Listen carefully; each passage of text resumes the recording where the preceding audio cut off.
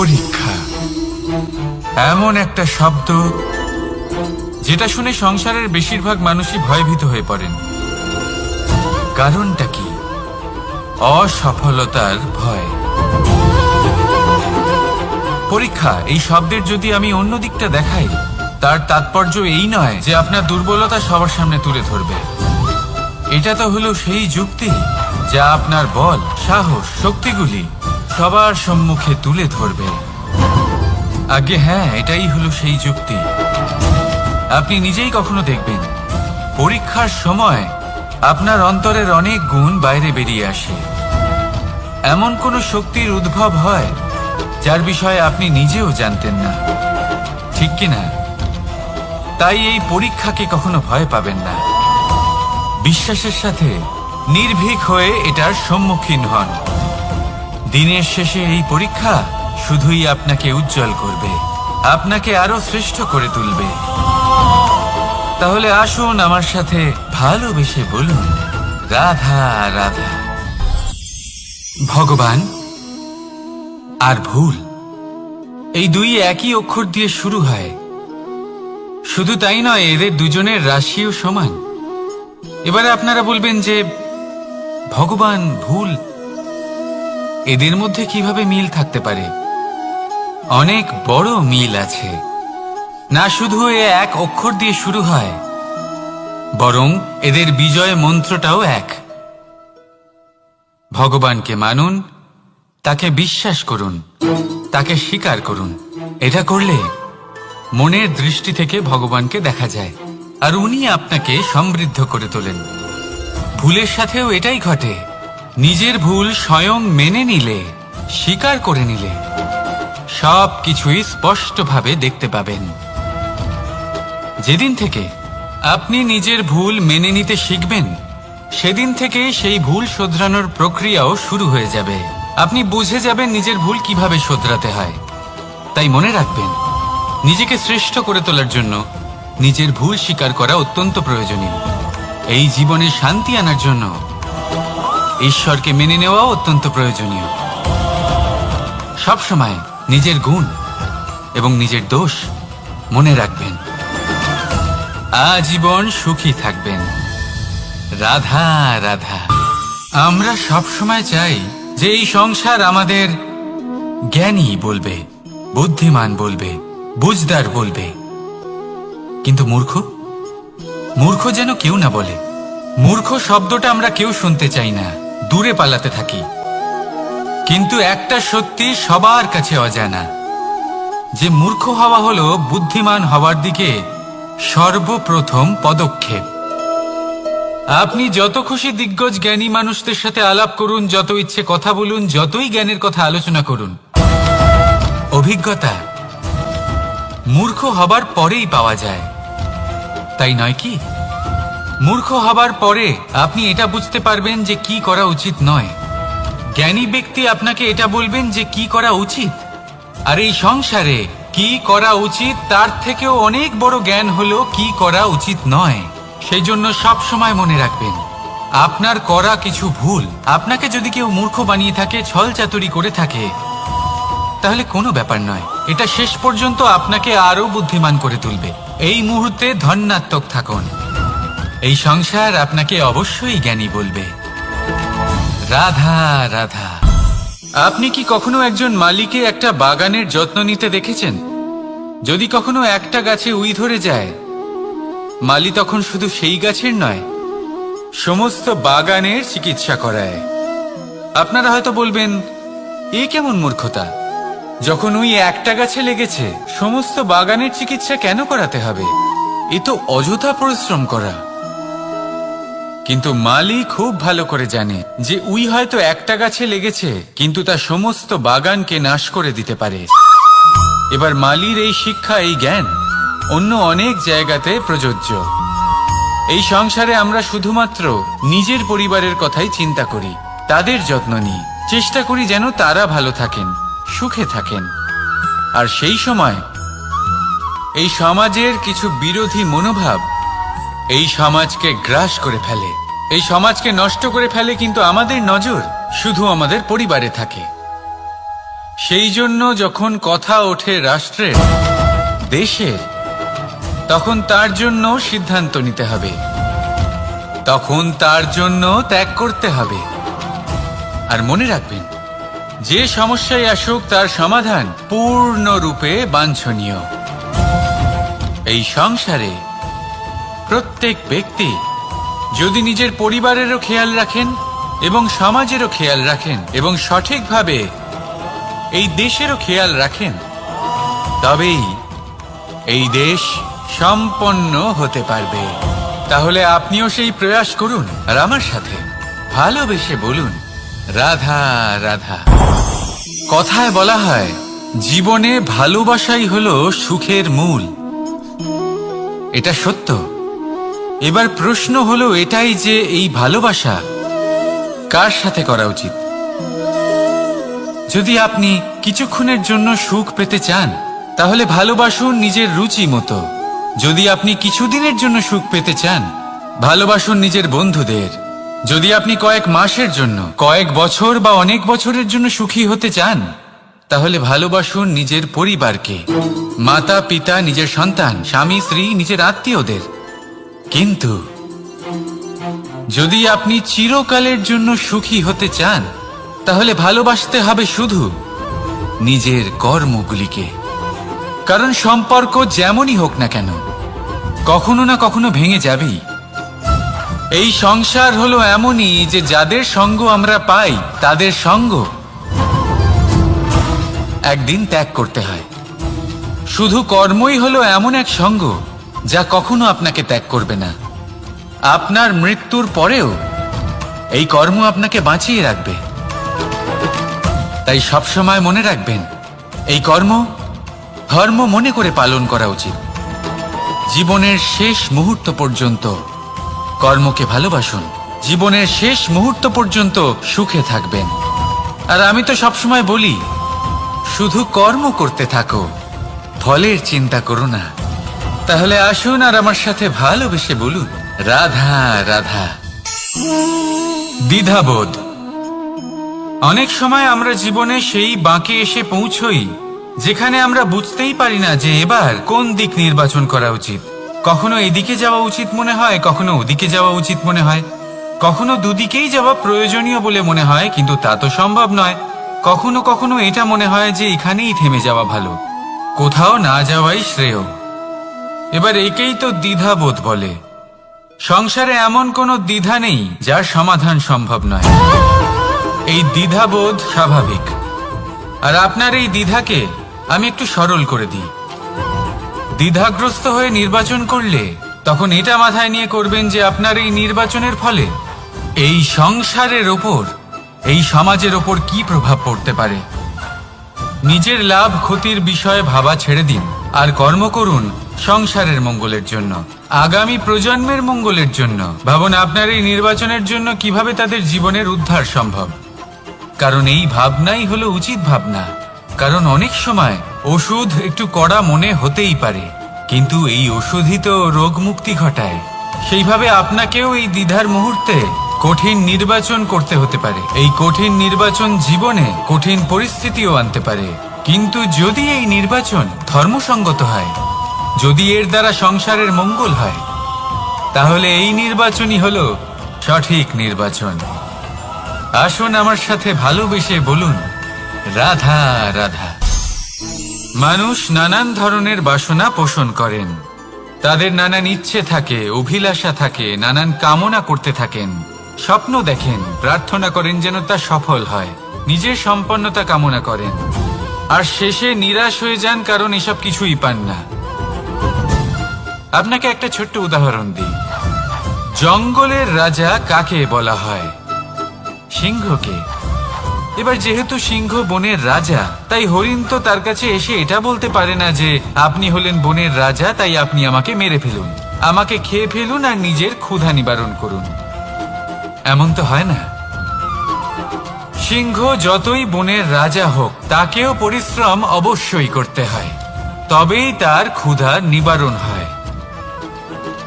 সেইভাবেই আপনার সমস্ত স্বপ্ন, আপনার সমস্ত ইচ্ছে, আপনার সমস্ত অভিলাষা, সমস্ত আকাঙ্ক্ষা পূরণ হবেই, অবশ্যই হবে।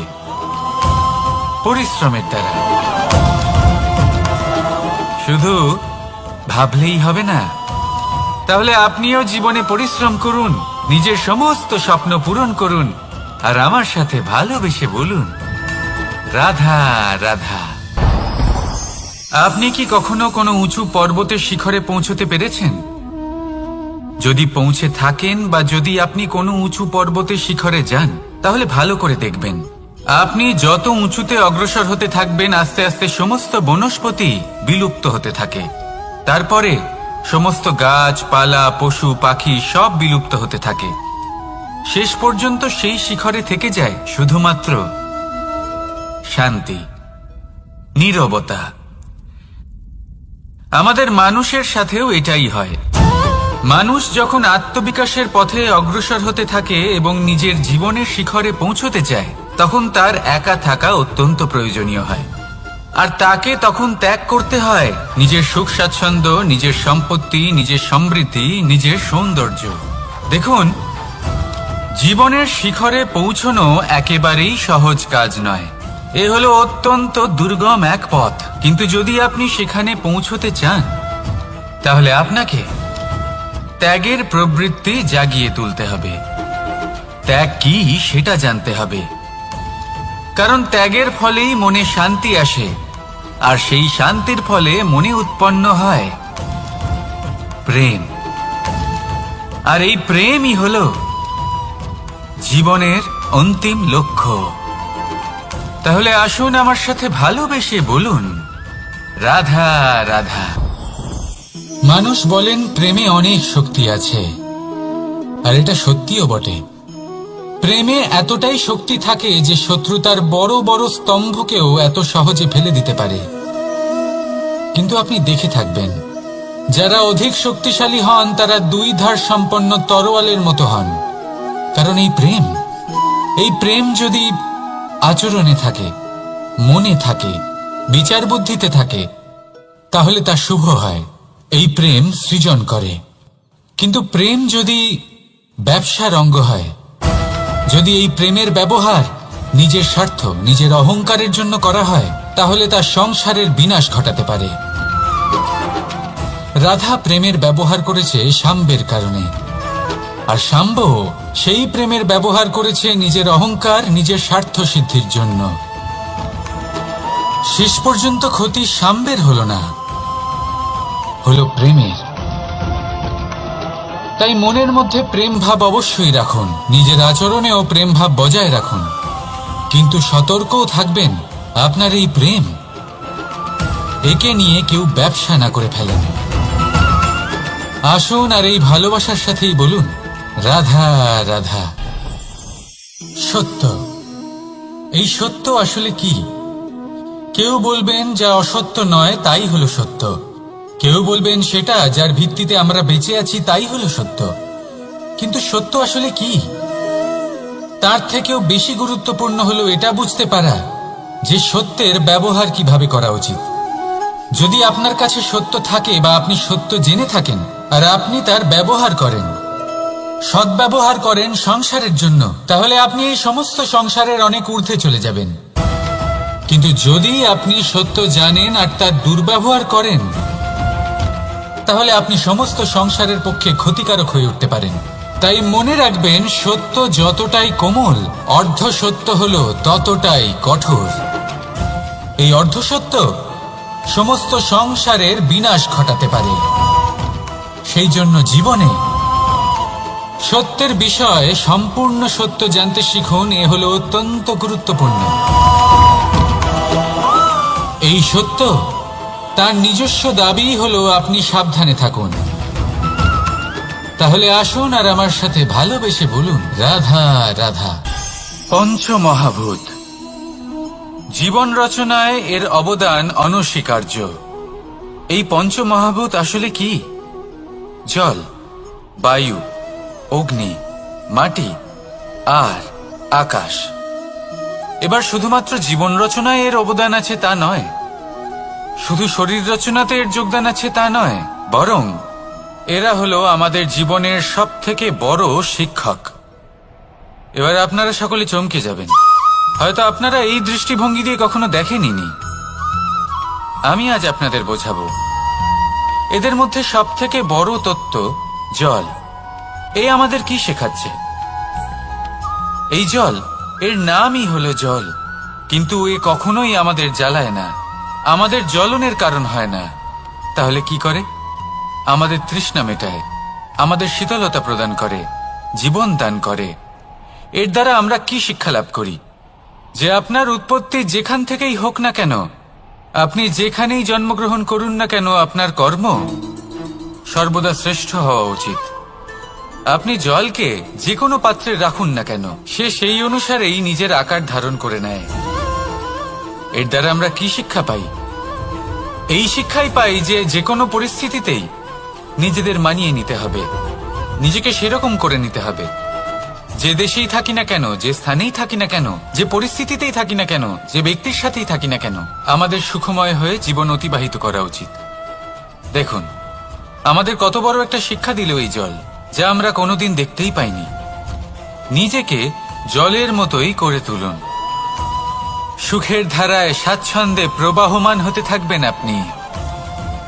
নিজের আকারকে ভেঙে ফেলুন, নিজের সীমা লঙ্ঘন করুন। আপনি অবশ্যই একদিন মহানুভবতা অনুভব করবেন।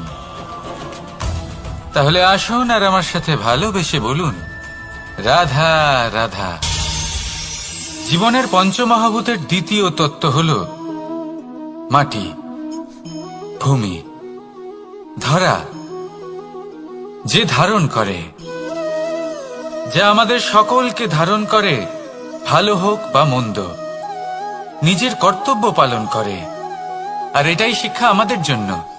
আমাদেরকেও আমাদের সকল কর্তব্য পালন করতে হবে, তা সে আমাদের নিজেদের প্রতি হোক, আমাদের পরিবারের প্রতি হোক, সমাজের প্রতি হোক বা ঈশ্বরের প্রতি। এই শিক্ষা আমাদের মাটি দিয়ে থাকে। এ আমাদের পদতলে পিষ্ট হয়েও তার বদলে আমাদের বনস্পতি প্রদান করে। অগ্রসর হতে পদক্ষেপ নেওয়ার সময় আমরা পা দিয়েই ধরিত্রীকে পিছনে ঠেলি, কিন্তু এই মাটি আমাদের ঘৃণা করে না। সে আমাদের পরবর্তী পদক্ষেপের জন্য অপেক্ষা করে আর স্বাগত জানায়। আর হয়তো সেই জন্যই এই ধরাকে আমরা ধরিত্রী মাতা বলে থাকি। আর তাই এই পদবী, এই সম্মান, এই ভালোবাসা, এর আকার বা এর ভারের জন্য একে প্রদান করা হয় না, প্রদান করা হয় এর স্বভাবের কারণে। আপনিও যদি ধরিত্রীর মতো হতে পারেন, যদি আপনিও নিজের সকল কর্তব্য পালন করেন, বিশ্বাসের সাথে তা স্বীকার করে নিতে পারেন, যদি অন্য কারোর সাফল্যেও আপনি প্রসন্ন হতে শিখতে পারেন, যদি আপনি একটু কষ্ট সহ্য করে অন্য কাউকে প্রসন্নতা প্রদান বা অন্য কাউকে সেবা করতে পারেন, তাহলে আপনিও মাটির মতোই মহান হয়ে উঠতে পারবেন। তাহলে আসুন আর আমার সাথে ভালোবেসে বলুন, রাধা রাধা। জীবনের পঞ্চমহাভূতের মধ্যে একটা তত্ত্ব হল বায়ু। বায়ু, যাকে কিনা দেখা যায় না, বরং তাকে কিন্তু আমরা অনুভব করতে পারি। আর একে সব থেকে বেশি অনুভব করতে পারি তখন যখন বায়ু কম থাকে।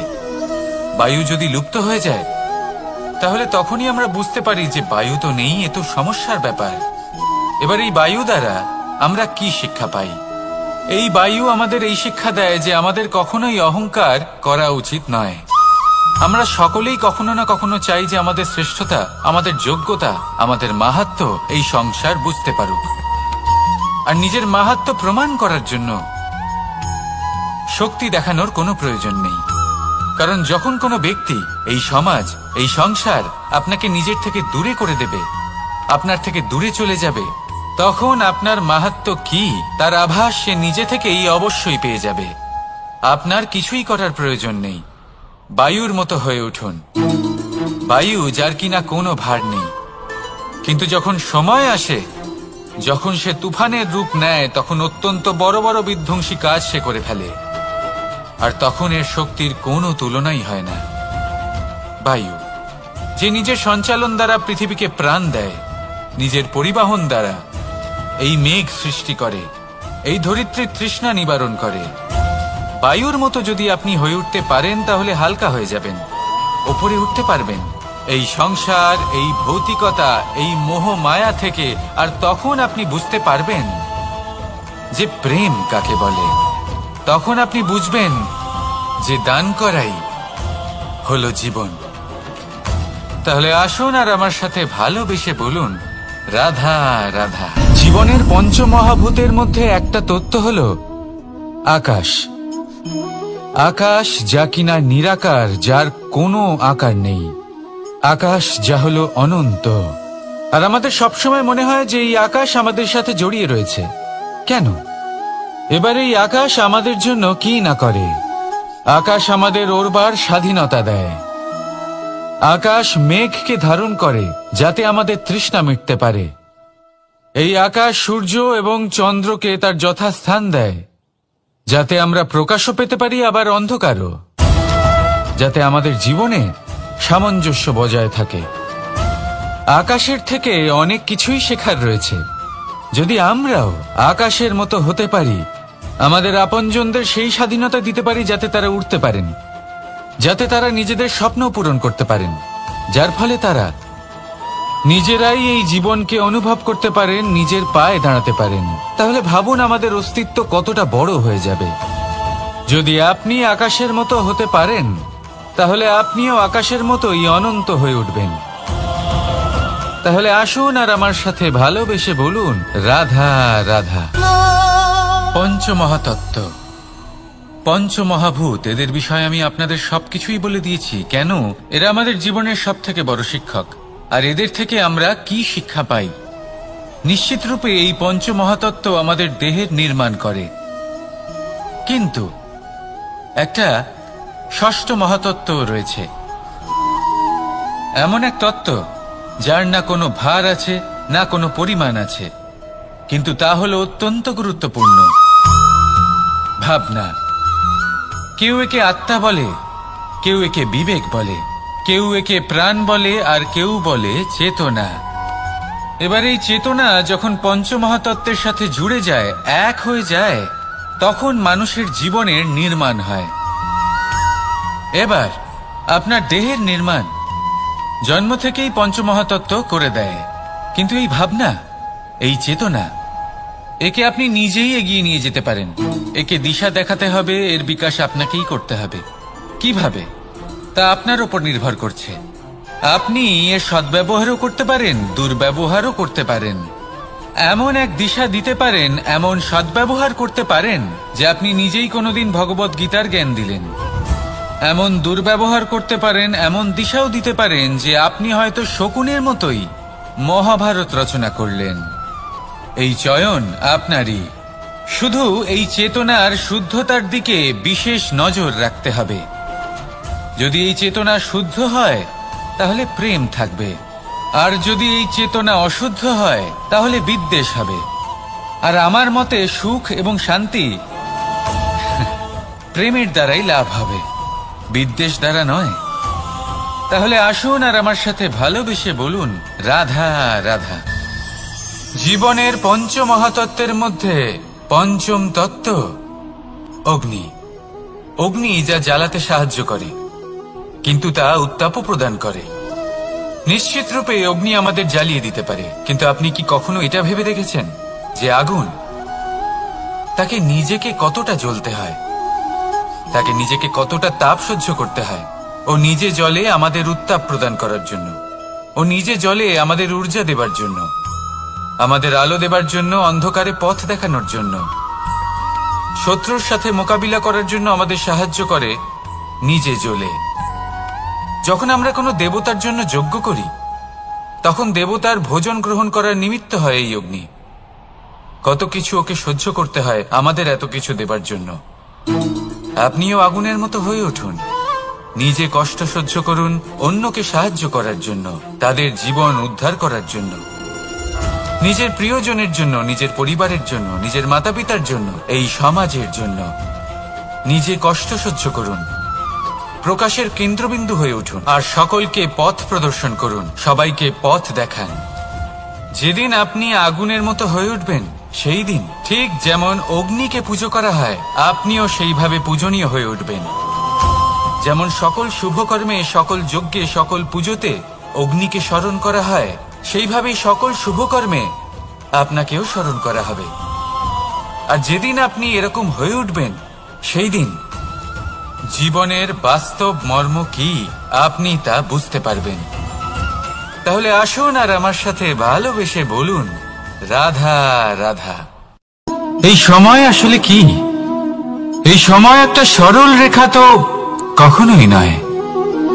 সময় হলো একটা চক্র, যেখানে এর আদি সেখানেই হলো এর অন্ত, আর যেখানে তা শেষ হয় সেখান থেকেই তার শুরু হয়।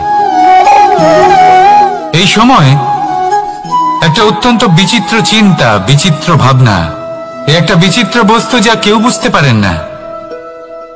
এই সময়ের লীলা, এর কোনো প্রমাণ নেই, কোনো জ্ঞান নেই, কোনো পরিমাপ নেই।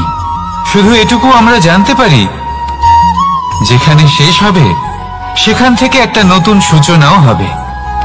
যা আজ আপনার কাছে আছে, কাল অন্য কারোর কাছে যাবে, তারপরে তার কাছ থেকেও অন্য কারোর কাছে যাবে, তারপরে তার থেকেও ছিনিয়ে নেওয়া হবে। এই নিয়তির একজনের কাছ থেকে অন্যজনের কাছে আদান প্রদানের এই সময় হলো আপনার সময়। এই সময়ের সদ্ব্যবহার করুন, এই সময়কে বাঁচুন। আপনাকে শুধু এটাই সুনিশ্চিত করতে হবে যে আপনি কোন পক্ষে আছেন। আর সত্যি বলতে কি, আপনার জীবনের পরিণাম নির্ভর করে আপনার নির্বাচনের ওপর। আপনি কোন পক্ষ নির্বাচন করছেন। তাহলে মনে রাখবেন, জীবনে সেই পক্ষই নির্বাচন করবেন যা চয়ন করার পরে আপনি সুখ অনুভব করবেন, আপনি সন্তোষ লাভ করবেন, প্রসন্নতা লাভ করবেন। আর আমি এটাই সুনিশ্চিত করব যে এই পক্ষ যেন শান্তির পক্ষ হয়, এই পক্ষই যেন প্রেমের পক্ষ হয়। তাহলে চিন্তা করবেন না, আর আসুন আমার সাথে ভালোবেসে বলুন, রাধা রাধা। মানুষ সুখী জীবন যাপনের প্রতি এতটাই অভ্যস্ত হয়ে পড়ে যে একটা ছোট্ট সমস্যা এলেই সে সবার থেকে সাহায্য চাইতে শুরু করে দেয়। সে সাহায্য লাভও করে এবং সেই সংকট থেকে সে বেরিয়েও আসে। কিন্তু এই সাহায্য কিছু মুহূর্তের, আর কিছু মুহূর্তের হলো এই দুঃখ। এই দুই মুহূর্তের সাহায্যের জন্য আজীবন আপনি তার কাছে ঋণী হয়ে থাকেন। আর মানবিকতার খাতিরে আপনার মনে কৃতজ্ঞতা জেগে ওঠে। আর সেই কৃতজ্ঞতা বোধ হলো যে আপনি কখনো ব্যক্তিকে ছাপিয়ে যেতেই পারবেন না। সেই জন্য জীবনে সবসময় চেষ্টা করবেন নিজেকে প্রস্তুত রাখতে সেই সব সমস্যার জন্য, সেই সব বাধার জন্য যেগুলো আপনার জীবনে আসতে পারে। ততক্ষণ সাহায্য চাইবেন না যতক্ষণ না অন্য কোনো পথ না থাকছে। সাহায্য চাওয়া অনুচিত নয়, কিন্তু সাহায্য চাইলে এবং সাহায্য পেলে আপনি আজীবন কৃতজ্ঞ এবং ঋণী হয়ে থাকবেন। আর তারপর একদিন আপনি পরিবর্তন দেখতে পাবেন যে কিভাবে আপনি ছোট ছোট সমস্যার জন্য সাহায্য না চেয়ে বড় বড় সমস্যার সম্মুখীন হতে প্রস্তুত হয়ে গেছেন। এটাই হলো সংসারের নীতি। এটাই পালন করুন আর আমার সাথে ভালোবেসে বলুন, রাধা রাধা। আপনি কখনো কাউকে পর্বতে আরোহণ করতে দেখেছেন? বা আপনি কখনো নিজে কোনো পর্বতে আরোহণ করেছেন? করে থাকলে আপনি এই বিষয়ে অবশ্যই জানবেন যে যখন আমরা শিখরের দিকে এগোই, ওপরের দিকে এগিয়ে চলি, তখন আমাদের একটু ঝুঁকে পথ চলতে হয়। তখনই আমরা সেই পর্বত আরোহণ করতে পারি। কিন্তু যে ব্যক্তি নিচের দিকে ফিরে আসছেন, তিনি কিন্তু ঝুঁকে চলেন না, তিনি দৃঢ়ভাবে সোজা হয়ে নিচে নামেন। এই ভারসাম্য বজায় রাখার এই খেলাতে সংসারের একটা সার লুকিয়ে রয়েছে। যদি আপনিও জীবনে উঁচুতে উঠতে চান, শিখরে পৌঁছতে চান, তাহলে আপনাকেও নত হয়ে বিনম্র হয়ে সামনে এগোতে হবে। সেখানে যদি আপনি বুক চিতিয়ে উদ্ধতভাবে অহংকার বোধ নিয়ে চলতে থাকেন, সেখান থেকেই আপনাকে নিচে নামতে হবে। কোনো ব্যক্তি তার বিনম্র স্বভাব দেখেই বোঝা যায় যে সেই ব্যক্তি সাফল্যের শিখর দেশে আরোহণ করছে নাকি নিচে তথা খাদের দিকে যাত্রা করছে। তাই সবসময় বিনম্র থাকুন, শ্রেষ্ঠ কর্ম করুন, পরিশ্রম করুন আর আমার সাথে ভালোবেসে বলুন, রাধা রাধা। আমাদের জীবনে আমরা যখনই এমন কোনো মানুষের সাথে পরিচিত হই যে বয়সে, পদে এবং আর্থিক দিক থেকে আমাদের থেকে পিছিয়ে, তখন আমরা সবাই খুব হীন নজরে তাদের দিকে দেখি। মনেই করি না যে সেই ব্যক্তির নিজস্ব একটা অস্তিত্ব রয়েছে, তার নিজেরও একটা মাহাত্ম্য রয়েছে। আমাদের মনেই হয় না যে আমাদের সামনে দাঁড়িয়ে থাকার যোগ্যতা আছে তাদের। চলুন আপনাকে একটা প্রশ্ন করি, শূন্যের নিজস্ব মূল্য কোথায়? আপনি বলবেন কিছুই না। শূন্যের আবার নিজস্ব মূল্য কোথায়? কিন্তু যখন এই শূন্যই কোনো সংখ্যার সাথে এসে যুক্ত হয়ে যায়, কোনো অঙ্কের সাথে এসে যুক্ত হয়ে যায়, তখন তার মূল্য অনেক গুণ বৃদ্ধি পায়। অর্থাৎ এই শূন্যের মূল্য অবশ্যই আছে। আর আমাদের জীবনেও এমন কিছু ব্যক্তি থাকেন, তাদের দেখে মনে হয় যে এদের কোনো মূল্যই নেই, কিন্তু যখন এই ব্যক্তি কারোর সাথে এসে জুড়ে যান, তখন তার মূল্য সেই ব্যক্তির বৃদ্ধি ঘটায়। এই সংসারে এমন কোনো ব্যক্তি নেই যার কোনো মূল্য নেই। যদি আমরা ধনুকের কথা বলি, তাহলে তার জন্য একটি দড়ির প্রয়োজন হয়, যেটি প্রত্যঞ্চা হিসেবে ব্যবহৃত হয়। যদি প্রত্যঞ্চা না থাকে, তাহলে ধনুকের কোনো মূল্যই থাকে না। যদি প্রত্যঞ্চা না থাকে, তাহলে ধনুকের অস্তিত্ব অসম্পূর্ণ থেকে যায়। এই সংসারে যে কোনো ব্যক্তি হোক বা যে কোনো বস্তু হোক, প্রত্যেকের নিজস্ব একটি মূল্য আছে। তার সম্মান করুন, সামনে অগ্রসর হন, আর আমার সাথে ভালোবেসে বলুন, রাধা রাধা। কর্ম এবং ফল। মানুষের স্বভাব হলো এটাই যে তিনি নিজের প্রত্যেক পরিশ্রমের প্রতিফল প্রার্থনা করেন। বেশিরভাগ সময় এই ফলাফলের চিন্তা করতে করতে, কল্পনা করতে করতে উনি কর্ম করতে থাকেন, যে আমি এই কাজটা করলে এই ফল পাবো। সেই সব কল্পনা করতে থাকেন যা না তার হাতে আছে, না আছে অধিকার, আর না আছে নিয়ন্ত্রণ। উনি শুধু নিজের কর্ম করতে পারেন। উনি কি ফল পাবেন তা তার হাতে কখনোই নেই। তাই আপনিও শুধুমাত্র কর্ম করতে থাকুন, ফলের চিন্তা করবেন না। মনে রাখবেন, শিকড় এবং শাখা যেভাবে একে অপরের সাথে জড়িয়ে, সেইভাবেই একে অপরের সাথে জড়িয়ে কর্ম এবং ফল। যেরকম কর্ম আপনি করবেন, সেরকম ফল আপনি অবশ্যই পাবেন। তাই এই ফলের আশায় কর্মের সময় কখনোই নষ্ট করবেন না, কারণ যে ব্যক্তি সময় নষ্ট করেন, সময় সেই ব্যক্তিকে অবশ্যই নষ্ট করে দেয়। কর্ম করুন নিঃস্বার্থভাবে, ফলের চিন্তা করবেন না, আর আমার সাথে ভালোবেসে বলুন, রাধা রাধা। কর্ম এবং ফল। দেখতে গেলে এই সমস্ত ব্রহ্মাণ্ড এই দুইয়ের মাঝেই স্থির হয়ে আছে। মানুষজন কর্ম করেন ভালো ফল লাভের আশায়, আর ভালো ফল লাভের আশায় উনি এটাই ভুলে যান যে উনি যে কর্ম করছেন তা কি করছেন। আমি বলেছিলাম কর্ম করুন ফলের চিন্তা না করে, কিন্তু কি কর্ম করছেন সেই বিষয়ে ভাবাটাও অত্যন্ত আবশ্যক। নয়তো অনেক সময় আমরা এমন কর্ম করে ফেলি যা না চাইতেও বিষে পরিণত হয়, যা হয়েছে দুঃশাসনের সাথে, দুর্যোধনের সাথে, গুরু দ্রোণের সাথে।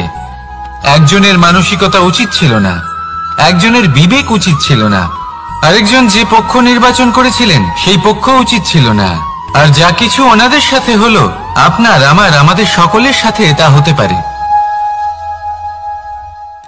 আমি বলেছিলাম কর্ম করুন, ফলের চিন্তা করবেন না, কিন্তু এই কর্মের বিষয়ে বিচার করে দেখাটাও ততটাই আবশ্যক। দেখুন, কর্ম করার উচিত প্রক্রিয়া ফলের চিন্তা না করা, কিন্তু যদি আপনার কর্ম শুভ হয়, তাহলে তার ফলও নিয়তি আপনাকেই দেবে। সর্বদা কর্ম করার সময় এটা ভাবুন যে আপনার এই কর্ম এই সংসারকে, এই সমাজকে, আপনার পরিবারকে, আপনার আশেপাশের মানুষজনকে কোন দিশে যাবে। যদি এটা সবার জন্য মঙ্গলময় হয়, তাহলে কর্ম করতে থাকুন। আর হ্যাঁ, নিশ্চিত রূপে ফলের চিন্তা করবেন না। আসুন আমার সাথে ভালোবেসে বলুন, রাধা রাধা।